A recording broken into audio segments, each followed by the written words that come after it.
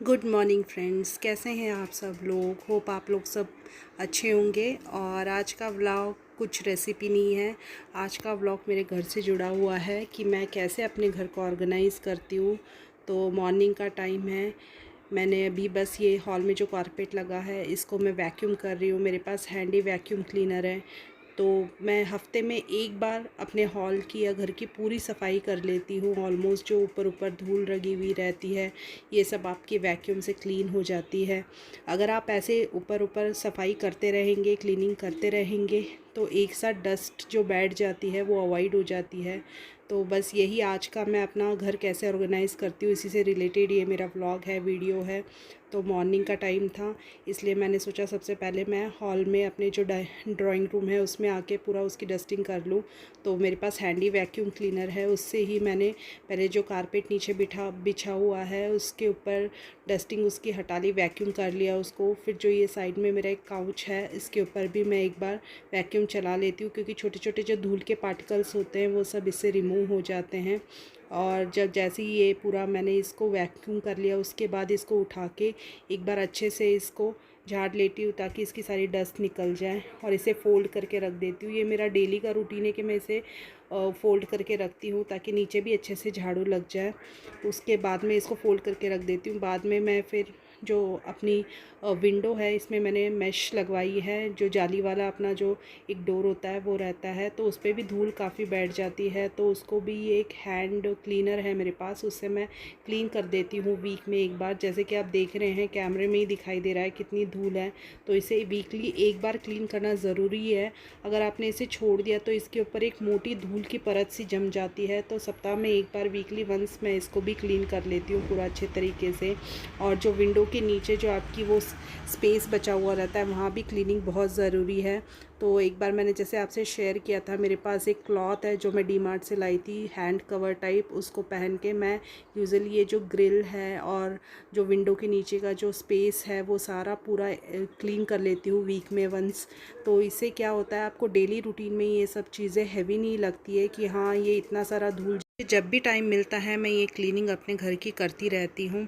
इसी टाइप से जो मैंने ड्राइंग रूम में जो साइड में कॉर्नर्स वगैरह लगवाए हैं डेकोरेशन के लिए, इसके ऊपर भी धूल सीधी नज़र आ जाती है हमें, क्योंकि ये डार्क कलर में है और डार्क कलर पे धूल सबसे पहले नज़र आती है। इसका कलर थोड़ा डार्क है, तो इसको भी मैं ट्राई करती रहती हूँ कि वीक में वंस एक बार क्लीन कर लूँ। तो ये क्लीन रहेगा तो देखने में भी अच्छा लगेगा, आपका ड्राइंग रूम भी देखने में अच्छा लगेगा। इवन घर का कोई भी ऐसा कोना जहाँ आपने ऐसे कोई आइटम्स लगा रखे हैं, डेकोरेशन के लिए कुछ लगवा रखा है, साइड कॉर्नर्स हैं, तो इसको ऊपर ऊपर क्लीन करते रहिए, जिससे आपका घर भी अपडेट रहेगा और आपको एकदम से वर्कलोड भी नहीं होगा। अब जैसे देखिए ये ऊपर जो लाइट है, लाइट के ऊपर वाला जो पार्ट है यहाँ पे हमेशा धूल रहती है लेकिन हमें पता नहीं चलता, तो इसको भी मैं क्लीन कर लेती हूँ वीकली वंस। इवन जो टीवी यूनिट है इसके ऊपर तो डेली डेली ही क्लीन करती हूँ, लेकिन फिर नेक्स्ट डे जब देखती हूँ तो इसके ऊपर धूल जम जाती है। इसलिए मैं कोशिश करती हूँ कि एटलीस्ट इनको वीकली वंस या 2 दिन में एक बार, जब भी मुझे टाइम मिलता है तो मैं ज़रूर से इसको सब साफ़ करने की कोशिश करती हूँ, ट्राई करती रहती हूँ। और जितने भी हम डेकोरेशन के लिए जो हमारे घर में हम आइटम्स रखते हैं उनको भी आप डस्टिंग करते रहिए, उसके ऊपर भी धूल जमती रहती है। हमें घर सुंदर दिखने के लिए हम काफ़ी कुछ चीज़ें अपने घर में ऑर्गेनाइज़ करते हैं, डेकोरेटिव करते हैं, लेकिन उनको ऑर्गेनाइज़ रखना भी काफ़ी ज़रूरी है। जब तक आपने इनको ऑर्गेनाइज़ नहीं रखा तो चाहे आप कितनी भी आइटम रख लिए घर में डेकोरेशन के लिए, देखने में अच्छी नहीं लगेगी।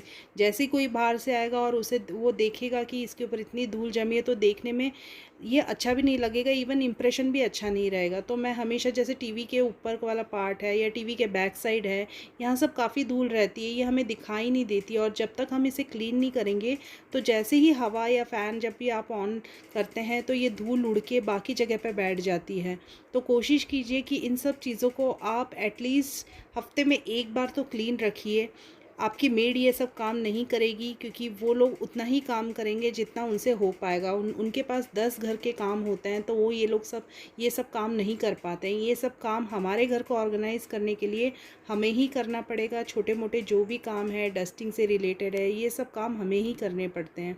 तो बस यही कुछ काम रहता है जो मैं अपना वीकली मेंटेन करके करती हूँ। इसी से मेरा घर ऑर्गेनाइज़ रहता है। अगर आपने ये काम छोड़ दिए तो धूल तो ऑब्वियसली जमी ही रहेगी, उसके साथ साथ में घर भी देखने में बहुत मैसी लगने लग जाता है।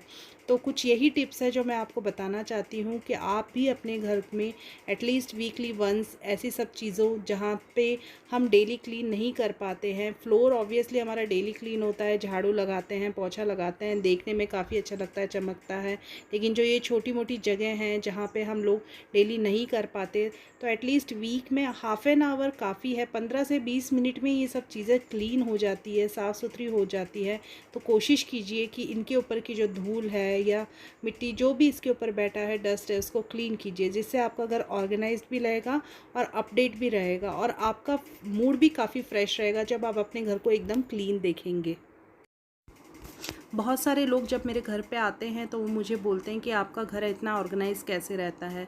तब मैं उनको बताती हूँ कि जब भी मेरे पास फ्री टाइम रहता है या मुझे ऐसा लगता है कि नहीं अब ये थोड़ा सा मैसी हो रहा है, गंदा हो रहा है, तो मैं इसको क्लीन कर देती हूँ। अगर आप क्लीन रहेंगे, मेंटेन रहेंगे, तभी आपका घर ऑर्गेनाइज दिखता है। तो मैं कभी भी इसको अवॉइड नहीं करती वीक, क्योंकि मुझे थोड़ा सा धूल से एलर्जी है। मुझे धूल इवन अगर आपके घर पे धूल ज़्यादा जम जाती है, आप डस्टिंग नहीं करते हो, तो इससे हेल्थ इश्यूज़ भी काफ़ी होते हैं। कई लोगों को एलर्जी होती है धूल से। अगर धूल इकट्ठी हो गई, जम गई, तो उससे काफ़ी स्नीजिंग की प्रॉब्लम है, ये सब स्टार्ट होता है। इवन मैं फ़ैन जो लगे हुए रहते हैं हमारे घर में, उसको भी 15 डेज़ में एक बार फ़ैन हमारा वीकली नहीं क्लीन हो पाता, लेकिन 15 डेज़ में एक बार इसको थोड़ा सा क्लीन कर लेती हूँ, क्योंकि जब भी आप फ़ैन ऑन करेंगे तो ये धूल सारी उड़ के नीचे आएगी ही आएगी, कहीं ना कहीं छोटी छोटी जगह पे ये इकट्ठी हो जाएगी। इसलिए मैं ट्राई करती हूँ कि एटलीस्ट 15 डेज़ में एक बार फ़ैन भी अच्छे से क्लीन कर लूँ। ड्राइंग रूम में जो सोफ़ा है, देखिए मॉर्निंग के टाइम पे ये पूरा मैसी रहता है, कवर्स इधर उधर रहते हैं, तो कवर्स तो डेली डस्ट होते ही हैं, उनको निकाल के अच्छे से झाड़ के मैं बिछाती हूँ। और वीक में एक बार ट्राई करती हूँ कि पूरा सोफ़ा ही हटा के, उसको खिसका के, उसके पीछे का जो पोर्शन है या सोफ़ा के नीचे है जहाँ पे हमारी झाड़ू डेली नहीं पहुँच पाती एकदम पीछे के साइड में, तो उस सोफ़ा को भी थोड़ा सा आगे की साइड करके या साइड में करके, तो पीछे की साइड में भी अच्छे से मैं इसको क्लीन कर लेती हूँ। किसी से भी आप क्लीन कर सकते हैं, वैक्यूम है, झाड़ू है, लेकिन हाँ वीक में एक बार इसको सोफ़े को मैं ज़रूर हटाती हूँ, हटा के पीछे से क्लीन करती हूँ। हम मेड से काम करवा सकते हैं, लेकिन वो इतना डीपली क्लीनिंग नहीं करेंगे आपके घर की। आपका घर है, आपको ही ऑर्गेनाइज रखना है, आपको ही मेंटेन करना है। और कोई कितने ही आप मेड लगा लीजिए, जितना आप अपनी चीज़ों का ख्याल रख सकते हैं उतना और कोई नहीं रख सकता। तो बस यही है कि मैं सोफ़े के पीछे भी ऐसे वैक्यूम वगैरह लगा देती हूँ। और जो कॉर्नर मेरा एल शेप का सोफ़ा है, तो जो कॉर्नर है उसको तो पूरा ही साइड में करके ही पीछे एकदम साफ़ करना पड़ता है, क्योंकि मैं जब वीकली भी इसको क्लीन करती हूँ तो इसके पीछे इतनी मोटी धूल की परत पता नहीं कहाँ से आ जाती है। आप कितना भी क्लीन करो तो भी आती है। तो कोशिश करती हूँ वीक में वंस या 10 दिन में एक बार तो सोफ़े को पीछे से हटा के क्लीन करती हूँ। अब देखिए जो मेरा साइड का है ये तो मैंने क्लीन कर लिया है। अब जो कॉर्नर का सोफ़ा है, जैसे ही मैं इसको रिमूव करूँगी, जो कॉर्नर की साइड है इसमें, तो इसके पीछे इतनी धूल जमी हुई रहती है। मैं अभी आपको दिखाती हूँ वो धूल, तो उसको वैक्यूम से भी नहीं, वो झाड़ू से ही साफ़ होगी। झाड़ू से आपको पहले उसको हटाना पड़ेगा, उसके बाद चाहे तो आप वैक्यूम कर सकते हैं। और अगर मैंने ये धूल नहीं हटाई तो ये धूल उड़ेगी, ऑब्वियसली उड़ने के बाद हर जगह बैठेगी और फिर से आपका घर बहुत मैसी लगेगा। अब मैंने ये कॉर्नर वाला सोफ़ा हटाया है, इसके पीछे मैं आपको दिखाती हूँ कितनी धूल है। इसके पीछे काफ़ी धूल पड़ी हुई रहती है, तो मैं कोशिश यही करती हूँ कि वीक में वंस एक बार मैं उसको क्लीन करूँ। देखिए पीछे कितनी धूल है, इस धूल को हटा देती हूँ। यही छोटी छोटी चीज़ें हैं जिससे आपका घर ऑर्गेनाइज रहता है, क्लीन रहता है। इवन मैं सोफ़ा के जो कवर्स हैं उनको भी एटलीस्ट 1 मंथ में या 15 to 20 डेज़ में एक बार पूरा वॉश कर लेती हूँ, क्लीन कर लेती हूँ।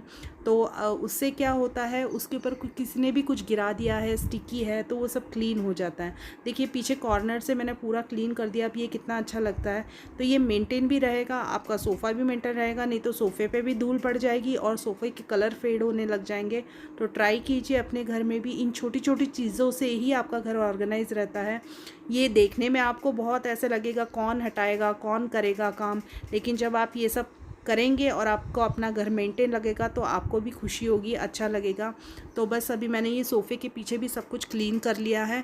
क्लीन करके जो भी इसके कवर्स हैं वो उसको मैं एक बार और थोड़े से अच्छे से उसको क्लीन करके झाड़ के मैंने लगा दिए हैं।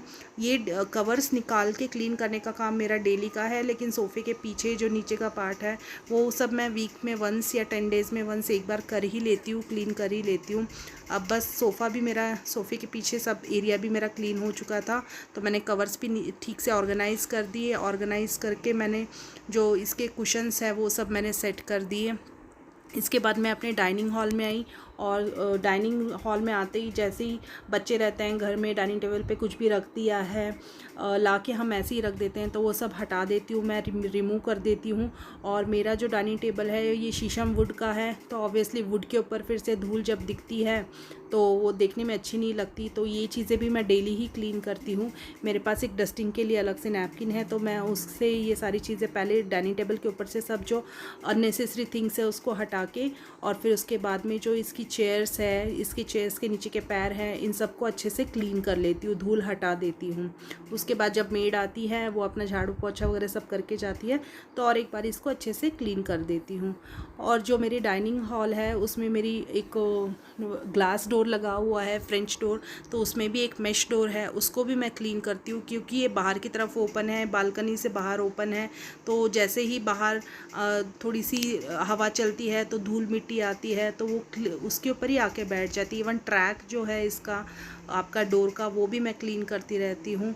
बालकनी का टूर मैंने अपने चैनल पे दे रखा है, तो मैं वो शेयर कर दूँगी आपके साथ में डिस्क्रिप्शन बॉक्स में। और ये कुछ एक कॉर्क यूनिट है, इसकी ग्लासेस हैं, साइड्स हैं, ये सब मैं अपडेट करती रहती हूँ, क्लीन करती रहती हूँ। इवन सिंक है, तो सिंक को भी मैं ट्राई नहीं, मैं ऑलमोस्ट डेली ही क्लीन करती हूँ। हार्पिक वगैरह इसमें मिला देती हूँ, हार्पिक डाल देती हूँ, हार्पिक डाल के 20 मिनट्स छोड़ के फिर मैं सिंक भी क्लीन कर देती हूँ। ये छोटी मोटी चीज़ें तो मेरी डेली ही क्लीन होती है, क्योंकि अगर आप इनको डेली क्लीन ही रखोगे तो ये दिनों ब दिन गंदे होते जाएंगे और देखने में भी अच्छे नहीं लगेंगे, बहुत मैसी लगते हैं। तो ये सब छोटी मोटी चीज़ें हैं जिससे आपका घर ऑर्गेनाइज रह सकता है। ज़रूरी नहीं है घर में बहुत सारे आइटम्स थिंग्स से ही घर आपका सुंदर लगे, ऑर्गेनाइज रहे। आप डेली जो जितना भी आपके पास सामान है या जितना भी आपके घर में है उसे आप क्लीन रखिए, मेंटेन रखिए, तो आपका घर काफ़ी ऑर्गेनाइज लगेगा। इवन इससे कोई डिजीज़ आनी भी नहीं आती है। बच्चों में जो एलर्जी की प्रॉब्लम है, बड़ों में छोटों में जिसको भी स्नीजिंग की प्रॉब्लम है या कोई एलर्जी है वो भी अवॉइड हो सकती है। तो यही सब छोटी मोटी चीज़ें हैं जो मैं अपने डेली रूटीन में अपने लाइफ में करती हूँ। और इवन किचन में भी वही है कि जैसे ही हम लोगों का ब्रेकफास्ट वगैरह हो जाता है तो मैं ट्राई करती हूँ कि एक बार अपने स्टोव को अच्छे से क्लीन कर लूँ, तो किचन भी मेंटेन रहता है। नहीं तो अगर आपने ऐसे ही छोड़ दिया तो इसके ऊपर छोटे छोटे जो ऑयल के ये है स्पॉट नज़र आने लग जाते हैं, तो वो देखने में बड़े गंदे लगते हैं। एक साथ क्लीन करने से अच्छा सुबह एक बार थोड़ा सा बस वाइप कर लिया आपने, जैसे आपका ब्रेकफास्ट हुआ, आपका जो टेबल टॉप है उसको क्लीन कर लीजिए, स्टोव को क्लीन कर लीजिए, उसके बाद खाना बनाने के बाद फिर से एक बार क्लीन कर सकते हैं। देखिए मेरा घर पूरा क्लीन हो चुका है, घर कितना नीट एंड क्लीन लग रहा है। अगर आपको मेरा ये वीडियो पसंद आए तो please subscribe and like my channel. Thank you.